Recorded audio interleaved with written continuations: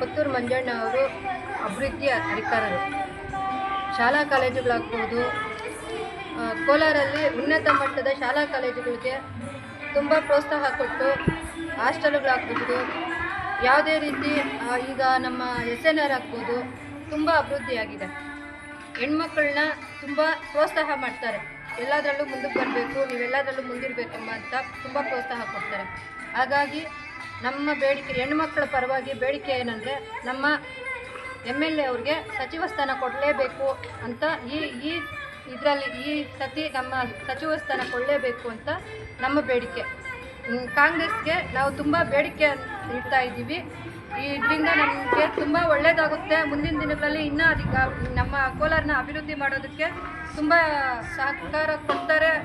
ನಮ್ಮ ಸಚಿವರು ತುಂಬ ಇದು ಮಾಡ್ತಾರೆ ಅಂತೇಳಿ ನಮ್ಗೆ ನಂಬಿಕೆ ಇರೋದ್ರಿಂದ ನಾವು ಇವ್ರನ್ನ ಕ್ಯಾಬಿನೆಟ್ನ ನಾವು ಕೇಳ್ಕೊತಾ ಇದ್ದೀವಿ.